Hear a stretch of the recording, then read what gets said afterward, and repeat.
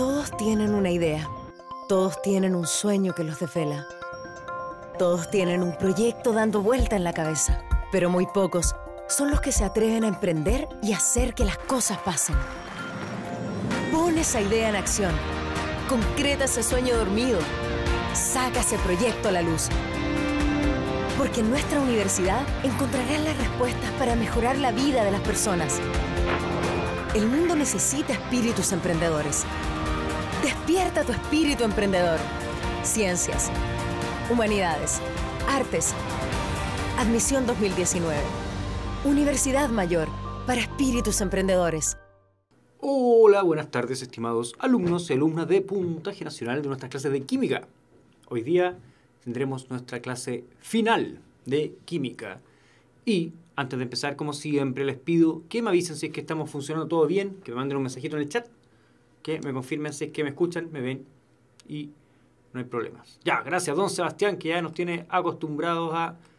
me estoy achicando en este momento, ahí estoy, ya. Me tiene acostumbrado don Sebastián a avisarme, ya. Muchas gracias a todos.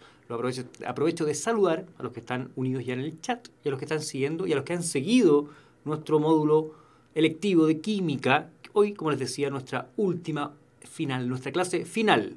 Hoy termina, pero les encargo que estén atentos.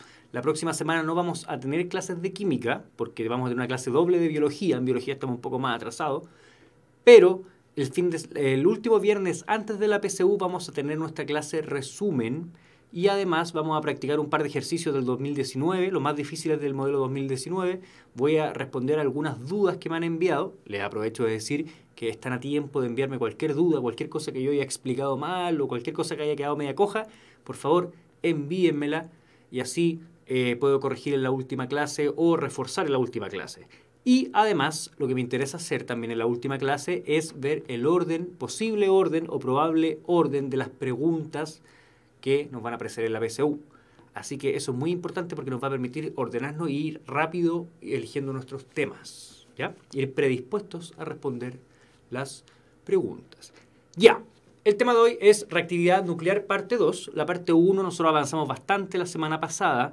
Hoy, básicamente, como nuestra clase final va a ser más cortita, son con los contenidos que nos quedan. Mi intención no es rellenar y hacer una clase de 1 hora si es que no hay contenido. Pero vamos a ver, ¿sí?, a repetir un par de conceptos y agregar unos conceptos nuevos, ¿ya? Ya habíamos hablado de reactividad nuclear, que era estos fenómenos en los cuales se nos desarmaba todas las ideas que nosotros teníamos preconcebidas del módulo común, donde decíamos que solamente los electrones eran los que eran capaces de moverse y transferirse o modificarse dentro de un átomo. Hoy día, la clase pasada ya nos dimos cuenta que en realidad los núcleos también pueden desintegrarse o pueden sufrir alteraciones. Y cuando las sufren, pasan cosas bastante locas y especiales, ¿ya? Eso es la reactividad nuclear. Habíamos mencionado los conceptos de número atómico, número másico y peso atómico, que son del módulo común. Yo espero y asumo que están, porque son básicos. Si no tenemos esto y entrar a la PSU va a estar bien difícil. La pregunta 1 de la PSU ya va a ser difícil. Habíamos hablado de isótopos, isóbaros, isótonos, ya lo habíamos mencionado todo eso. Y habíamos introducido a partir de estos conceptos que ya eran del módulo común, la reactividad nuclear. Habíamos hablado del señor Becquerel, que lo descubrió pero no lo supo interpretar, y el matrimonio Curie, personas muy, pero muy valoradas en el mundo de la ciencia, que son muy reconocidos. Ambos tienen varios premios Nobel, y ellos fueron los que lograron explicar y manipular esta energía nuclear y darle un uso útil. También hablamos de esto, el cinturón de estabilidad, que era básicamente un modelo que explicaba que cuando había un equilibrio entre los neutrones y los protones de un átomo, en realidad este núcleo estaba estable. Pero cuando se producía un desequilibrio, es decir, que aumentaba mucho la cantidad de neutrones o aumentaba mucho la cantidad de protones, esto tendía a desestabilizarse o buscar la estabilidad mediante una reacción nuclear. Del uranio hacia adelante hablábamos de transuránicos, que es en el fondo el límite donde empiezan átomos que ya son muy pesados y a partir del cual es muy posible que los núcleos sean inestables debido a su gran tamaño. Y de ahí para adelante es muy posible que estos núcleos sufran algún tipo de reacción nuclear que los lleve a estabilizarse y que, por supuesto, emita mucha energía. Habíamos hablado de tipos de partículas que logran emitirse como por ejemplo las partículas alfa, que en el fondo eran un núcleo de helio, es decir, 2 protones y 2 neutrones. Era una partícula bastante grande y por su gran tamaño era fácil protegerse de ellas con una hoja de papel. Siempre, y lo que más les encargo, es que se fijen en lo que está ahí arriba, que es en el fondo cómo afecta la emisión de una partícula alfa a los números atómico y másico de la partícula que emite. Por ejemplo, si teníamos una partícula que se llama E, que es la que emite, con un número atómico y un número másico, Z y A respectivamente, una vez que emite este partícula alfa, que es en el fondo este helio, va a perder 2 protones, es decir, su número atómico va a disminuir en 2, y además va a perder 2 neutrones, que sumado a los 2 protones va a tener un impacto de -4 sobre el número másico. Recuerden que el número másico es la suma de protones y neutrones. Entonces si perdemos 2 de cada uno, vamos a perder 4 en el número másico. Por otro lado, teníamos la partícula beta, que aquí ya empezaban a ocurrir cosas bastante extrañas, ¿cierto? Que se emitía un electrón, pero ese electrón se emite ¿cómo? Lo que ocurre es que del núcleo un neutrón es el que sufre una transformación y se transforma en un protón y un electrón. El protón va a quedar en el núcleo, por lo cual el Z, el número atómico, va a aumentar en 1 y el electrón se va a desprender. ¿Qué ocurre? Va a disminuir en 1 la cantidad de neutrones, pero como disminuye en 1 la cantidad de neutrones y aumenta en 1 la cantidad de protones, al final el número másico no va a sufrir alteraciones, se va a quedar igual.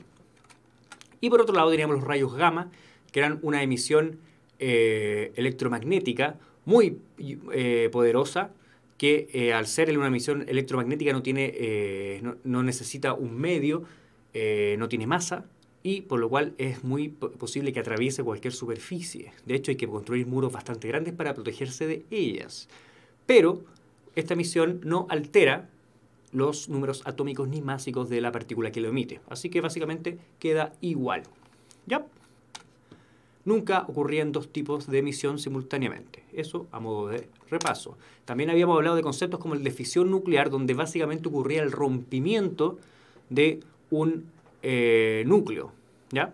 Y a partir de ese rompimiento, casi siempre, ese rompimiento se generaba bombardeando con un neutrón este núcleo, pero al ocurrir el rompimiento se liberaban 3 neutrones. ¿Qué significa eso? Y aquí es donde yo les pido que se fijen bien, es que el producto de esta reacción, en el fondo, también sirve como el reactante, o lo que se necesita para echar a andar la reacción. Entonces, siempre que tengamos que el producto de una reacción nuclear genera además, la reacción nuclear genera un producto que puede echar a andar la misma reacción, vamos a tener una reacción en cadena. Una reacción en cadena es aquella que una vez que uno la inicia, la misma reacción es capaz de echar a andar otras reacciones, otra y así repetirse.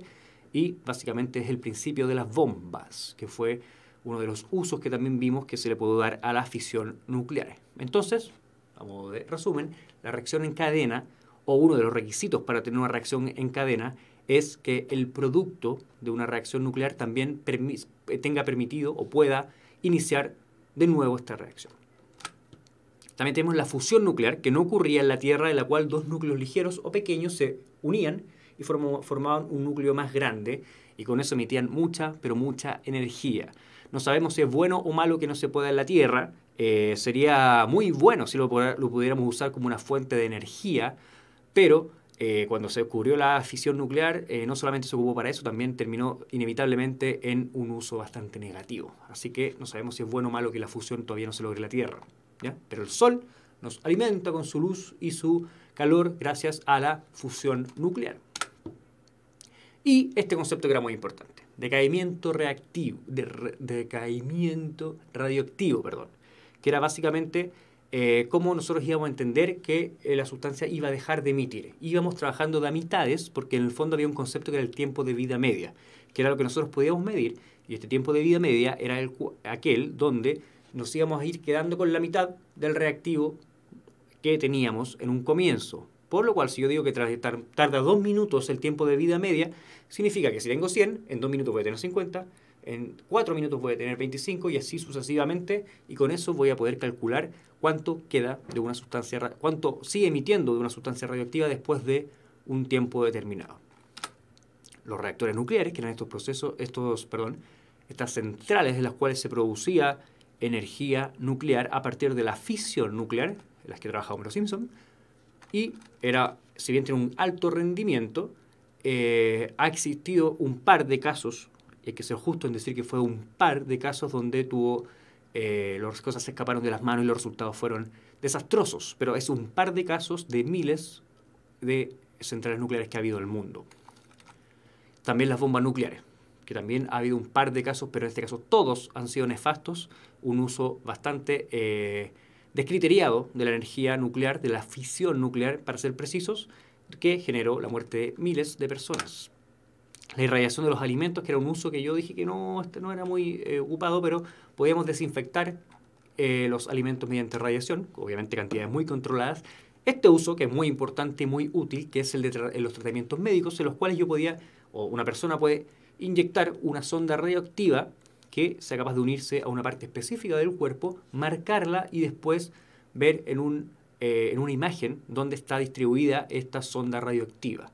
Es muy útil, por ejemplo, para ver la tiroide, por ejemplo, para poder seguir, el desarrollo de un cáncer.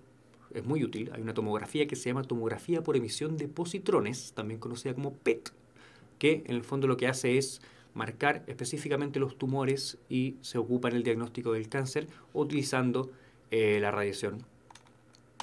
También teníamos tratamientos médicos como la radioterapia, que era otra cosa, y no es lo mismo que una herramienta diagnóstica, sino que también es una herramienta terapéutica, que era básicamente quemar un tumor con radiación, con dosis muy localizadas y precisas de radiación.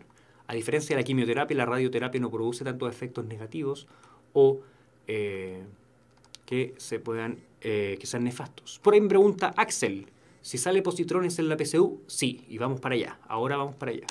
Hasta ahora estoy viendo solamente cosas o contenidos que ya vi la clase pasada, ya los vimos. La datación arqueológica era mediante la utilización de un isótopo que es el carbono 14, que tiene su número másico 14. En la mayor parte del carbono está el 99% del carbono es el isótopo 12. ¿Ya? Pero nosotros a lo largo de nuestra vida vamos adquiriendo algo de carbono 14 que lo podemos ir midiendo y que tiene caracterizado su tiempo de vida media. Entonces, si alguien vivió hace miles de años y las personas tienen cantidades fijas o establecidas de carbono 14 que adquieren durante su vida, ese carbono va a ir disminuyendo progresivamente con el paso del tiempo, y ese tiempo es miles de años, el tiempo de vida media del carbono es de varios miles de años, 5.000, si no me equivoco. Entonces, con el carbono 14, midiendo cuánto queda, vamos a ir viendo básicamente cuántos ciclos de estos de vida media fueron pasando para saber o estimar el tiempo que lleva ahí ese fósil, ¿ya? Tiene un margen de error bastante amplio, pero permite hacer una idea de cuánto lleva un fósil ahí. Y aquí entramos en materia nueva. Esto no lo vimos, ¿ya? Es lo que nos queda pendiente.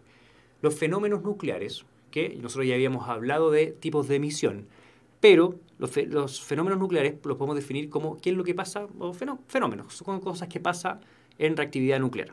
Por ejemplo, la transmutación nuclear, ¿ya? Cuando nosotros dijimos que había un cinturón de estabilidad, que era básicamente, estaba definido por este equilibrio entre protones y neutrones. Cuando una sustancia no está en este cinturón, cuando se corrió un poquito, tiene un desbalance entre protones y neutrones, puede hacer ganar o perder protones para poder encontrarse en esta zona de estabilidad. Por ejemplo, mediante la emisión de una partícula alfa. Nosotros ya habíamos dicho que la partícula alfa, que es esta que está aquí, es lo mismo que un núcleo de helio, es decir, que tiene 2 protones y 2 neutrones, ¿ya? Cuando un núcleo inestable emite una partícula alfa, el elemento original se transmuta a otro de menor número atómico, es decir, que cambia la naturaleza del elemento, cosa que es bastante rara, que por algo se llamaban elementos, por algo era una partícula elemental. ¿Ya? Tomás me dice que no entiende nada de esto. Espero que te recomiendo ver la clase anterior también, que era la clase número 1 de reactividad nuclear. ¿Ya? En este caso, lo único que se hace es achicar el núcleo, porque esta diferencia entre protones y neutrones no se afecta. ¿Por qué? Porque en el fondo se termina perdiendo 2 protones y también 2 neutrones. Es decir, que no se altera la relación entre protones y neutrones, pero sí se consigue disminuir el tamaño y con esto se consigue entrar quizá en esta zona de estabilidad en la cual es más fácil mantener el núcleo o estabilizar, valga la redundancia, el núcleo. Otro fenómeno posible es la emisión de un electrón, ¿ya? Cuando el número de neutrones es muy grande, recuerden que el núcleo puede ganar estabilidad desintegrando un neutrón y lo va a convertir en un protón y un electrón, ¿ya? El electrón, recuerden que era la partícula beta. Entonces, aquí sí va a pasar y sí va a ocurrir que va a disminuir la cantidad de neutrones, se va a perder un neutrón y va a aumentar la cantidad de protones. Cuando ocurre esto, el número, recuerden que el número atómico aumenta en 1 y el número másico se mantiene igual porque ese protón que se pierde, el número másico se recupera como un protón. O sea, el neutrón que se pierde se recupera como un protón. ¿Ya? Y aquí entramos en algo que a mí por lo menos me genera conflicto, o me generó conflicto la primera vez que lo leí, que es la emisión de un positrón. Y en este concepto de positrón no voy a ir o no me voy a adentrar mucho más allá, solo les voy a recurrir a esta definición que está aquí. Ya me preguntaba don Axel si es que entraba positrones en la PSU, por algo me preguntaba a lo mejor. Los positrones ocurren cuando el número de protones es mayor que el de neutrones, entonces tenemos un desbalance, mucho más protones que neutrones. El núcleo va a emitir un positrón, que es básicamente una partícula beta, pero con carga positiva, ¿ya? Esto no es parte de la materia o común o ordinaria y ocurre solamente en procesos radioquímicos. ¿Qué es lo que ocurre acá? Se va a desintegrar un neutrón, se va a emitir esta partícula, se va a desintegrar un protón y vamos a terminar emitiendo esta partícula. ¿Ya? Es bastante extraño, vamos a ir a un ejercicio de eso al tiro para que veamos cómo se comporta. ¿Qué es lo que también es muy importante considerar? Que así como nosotros en estequiometría consideramos el tema de que no nos podía faltar ni aparecer cosas de la nada, aquí ocurre lo mismo. Entonces vamos a tener que plantear nuestras ecuaciones, pero ahora considerando a un lado la cantidad de protones y neutrones y electrones y siempre velar porque en el otro lado también existe la misma cantidad. Así que cuando tiremos esta flecha que identifica nuestras reacciones, en el caso de las reacciones nucleares, si tenemos una sustancia X, tenemos su número atómico y su número másico, vamos a preocuparnos de que este número atómico y número másico, si que nosotros tenemos una sustancia I más otra sustancia que puede ser una partícula, por ejemplo, una partícula alfa, vamos a tener que ver que estos números atómicos y números másicos se conserven en total. Es decir, que el total sea sea igual a ambos lados. ¿Ya? Y estas son las partículas que se pueden emitir o son tipos de emisión. Son básicamente un cuadro resumen que encontré muy útil, que se los dejo. Recuerden, para las personas que me han preguntado, que ahora Puntaje Nacional tiene disponible toda esta información, la de las diapositivas que yo proyecto atrás, están disponibles en la web de Puntaje Nacional. Hay un archivo, un Dropbox, donde ustedes pueden descargar o manipular como ustedes quieran toda esta información, así que este cuadro de resumen se los recomiendo. Una partícula alfa, recuerden que era esto de aquí, que es básicamente este núcleo de helio. La partícula beta, recuerden que es esta que está acá, que es esta carga negativa, este electrón que se desprende producto de la transformación del neutrón hacia un electrón y protón. El rayo gamma, que no es materia, no podemos considerarlo como materia. Y el positrón, que es este que está acá. Cuando ocurre la descomposición cuando ocurre la emisión de un positrón, hay una descomposición de un protón, disminuye Z, o sea, Z disminuye en 1, y se termina emitiendo esta sustancia que es básicamente una carga positiva que anda dando vueltas. Ya, eso no voy a entrar mucho más allá, por supuesto, no tengan ninguna duda que de esto hay mucho más que hablar Si les gusta la reactividad nuclear, hay mucha información que yo estoy omitiendo, pero con fines de no complicar aún más la PSU y utilizar la información que necesitamos para que demos un buen resultado, yo lo voy a dejar hasta acá. ¿Ya? Y en parte porque tengo que reconocer que este es un tema que escapa un poquito de mi competencia. Yo no puedo profundizar más porque hasta este punto yo domino. ¿Para qué voy a mentir? ¿Ya? También se puede emitir un neutrón completo o emitir un hidrógeno. Siempre van a ser partículas muy pequeñas o núcleos muy pequeños. De hecho, el más grande es la partícula alfa. ¿Ya? Y también algo que los menciono, por supuesto que no hay que aprenderse de memoria esto, es que estas emisiones radioactivas pueden ser sucesivas. No necesariamente en un solo paso o en un solo tipo de emisión el átomo o el núcleo va a alcanzar estabilidad. Muchas veces va a tener que recurrir a una serie de reacciones de descomposición para poder alcanzar la estabilidad. Y lo que dice ahí, los núcleos radioactivos pueden sufrir varias desintegraciones en sucesivas etapas hasta lograr recién un núcleo estable. Esto se denomina serie radioactiva, en la cual comienza con el núcleo reactivo y al final tenemos el núcleo estable. Y es muy clásica la descomposición del uranio hasta el plomo, el uranio 238 hasta el plomo 206, en la cual hay 12 pasos, 14 desintegraciones para poder alcanzar recién la estabilidad. ¿Ya? Por supuesto que esto no hay que aprendérselo de memoria, pero sí me importa que consideren que no siempre en la primera emisión se va a alcanzar la estabilidad. Por ahí Axel dice que hasta aquí no se emite ninguna radiación. Todos los procesos de los que hablamos emiten energía y la energía en el fondo de esta radiación. ¿Ya? Por supuesto que depende del tipo de partícula, qué tan intensa, tan ionizante o tan nociva es esta emisión, pero siempre va a haber energía por producto de estas descomposiciones. Vamos con la pregunta de desafío.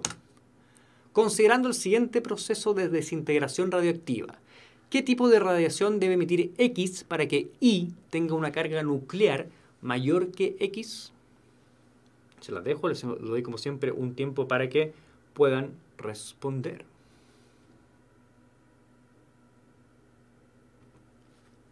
Tengo hasta el momento solo Bs. Hay que recordar que era la emisión de una partícula beta.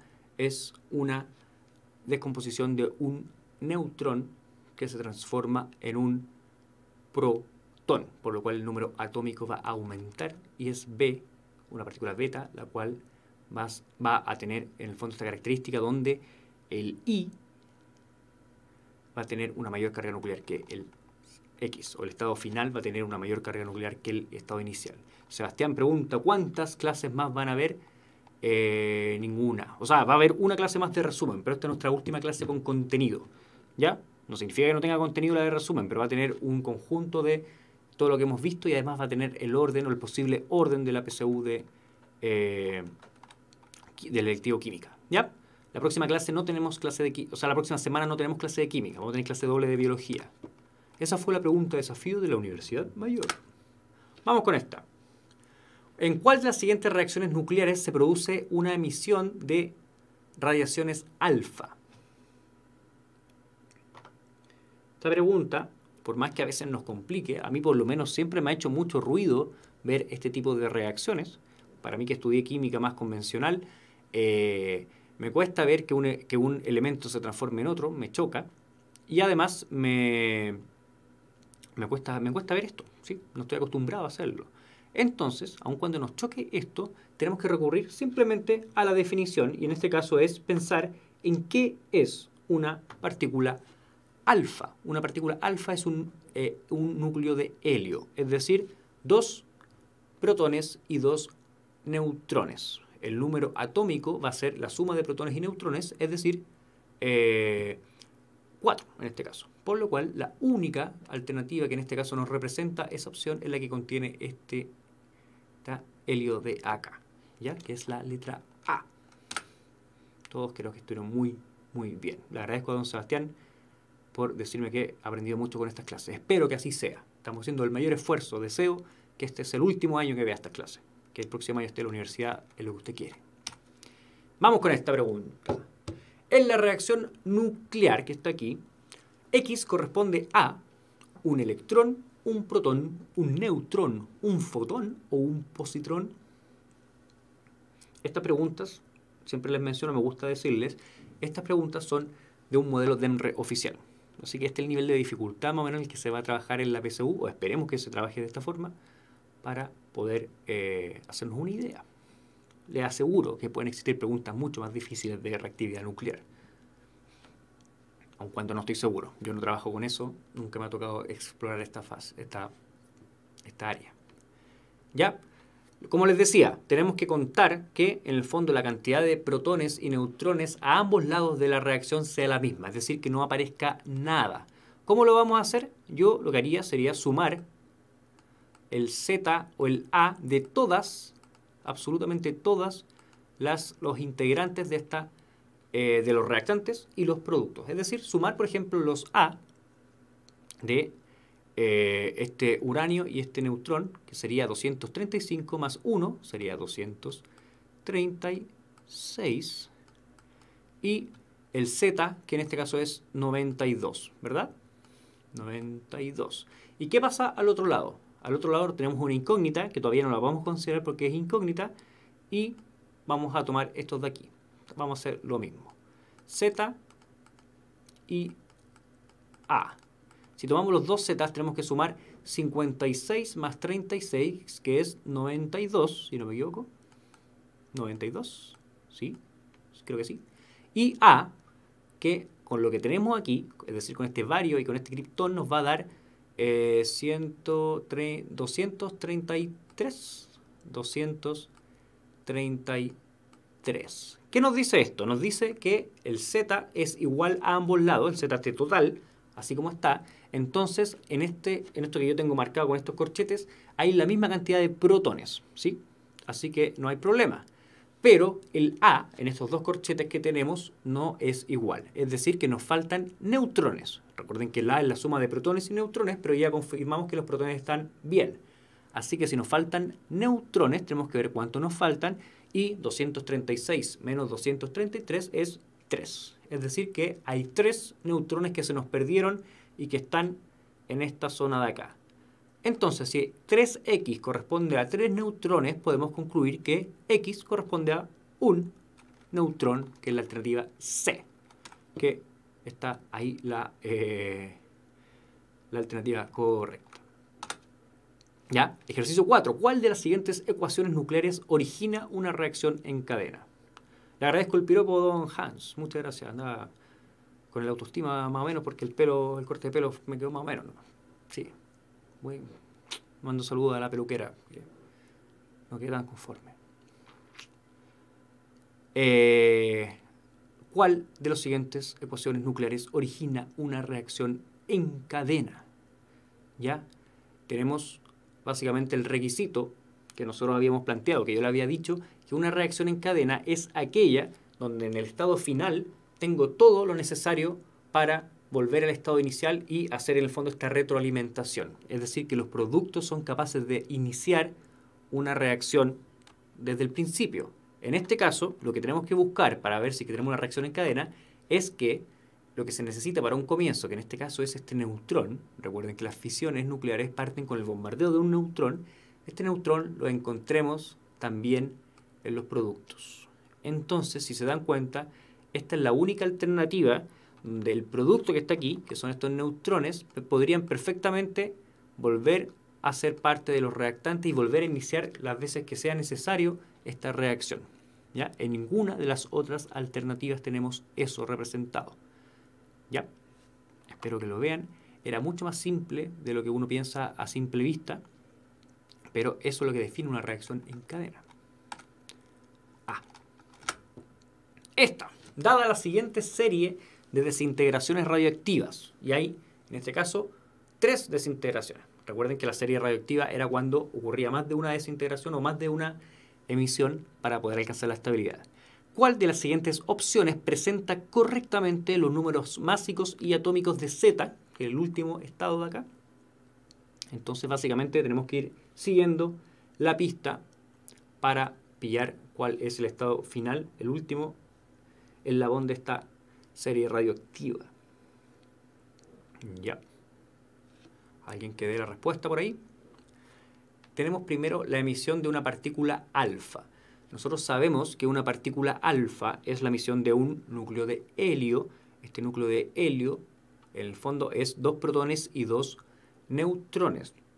¿Qué quiere decir esto? Que X, una vez que U se transforme en X, X va a haber perdido 2 protones, es decir, su número atómico va a ser 90, y va a haber perdido 2 protones, 2 neutrones también, por lo cual, en el fondo, su número másico va a haber disminuido en 4, es decir, de 238 a 234. ¿Ya? Posteriormente, ocurre una emisión de una partícula beta. La partícula beta es este electrón producto de la descomposición de un neutrón, y este neutrón se transforma en un protón que queda en el núcleo y el electrón que en el fondo es la emisión. Entonces, ¿qué pasa? Uno de estos neutrones que tenía X se va a romper y va a generar un protón, por lo cual cuando se genere Y va a aumentar el número atómico en 1, es decir, de 90 a 91, y el número másico se va a quedar exactamente igual porque el neutrón que se perdió va a contar como protón y por lo cual el número másico no se va a alterar. Y en Z va a volver a pasar lo mismo, un neutrón se transforma en protón, por lo cual aumentamos el número atómico a 92 y el número másico va a quedar exactamente igual. Entonces la alternativa correcta debería ser aquella que nos diga número másico 234 y número atómico 92. 234 y 92, la D, B. Alternativa B.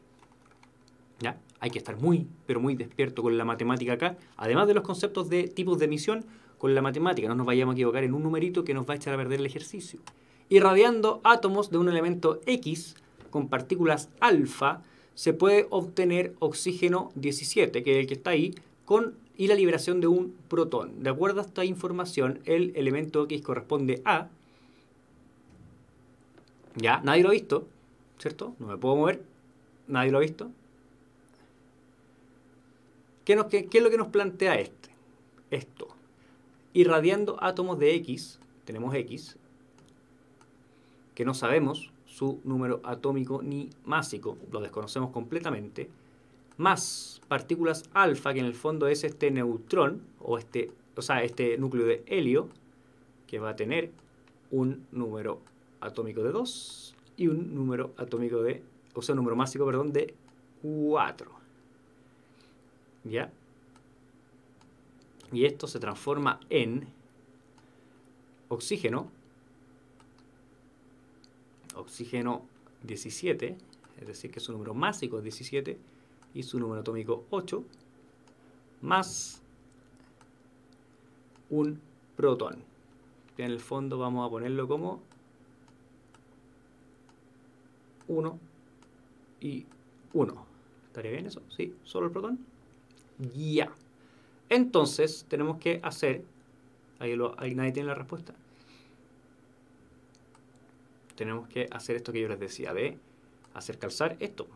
Y en el fondo nos tiene que sumar exactamente lo mismo. ¿Ya? En el lado de acá tenemos un Z total de 9. Y en el otro lado tenemos un A total de 18. Y aquí deberíamos tener exactamente lo mismo. Por lo cual, si es que este Z es de 9, significa que tenemos el X tiene 7 de número atómico y tiene 16, no, 14 de número másico. ¿Será eso? ¿Será eso la alternativa correcta? ¿Lo ven por ahí? ¿Alguien que me responda si es que piensa que es lo mismo o no? 14, ¿verdad? Entonces, la respuesta correcta vendría siendo este nitrógeno 14. ¿Ya? ¿Se entiende la forma? No pretendo... yo sé que a veces nos complicamos mucho porque esta materia nos da para ejercicios que están planteados de un tipo distinto. Tiene una resolución que nos obliga a ocupar métodos distintos. Esto no es estequiometría como la habíamos visto antes, pero sí es la misma lógica de hacer calzar, que no nos falte o no nos sobre nada a ninguno de los dos lados. Les recomiendo esta estrategia de plantear el Z y el A total, es decir, de quizás más de lo que deberían sumar el Z y el A de más de un componente, y así plantear el equilibrio. Ya, espero que les haya servido de algo. Esto fue nuestra clase, así de cortita. ¿Por qué no nos queda más materia? ¿Para qué voy a rellenar? Además de mandarle saludos a don Axel, señorita Scarlett, don Patricio, don Sebastián Muñoz, don Sebastián Quilodrán, doña Ana, don Michael, don Patricio, y ahí se me acabó, don Christopher, que siempre han seguido nuestras clases. Les mando un saludo, que estén muy, pero muy bien. Estén atentos para 2 semanas más, que ya tenemos nuestra clase de resumen. Queda poquito, muchachos, pónganle empeño. Les mando un abrazo, éxito, suerte. Chau, chau, chau, que estén bien.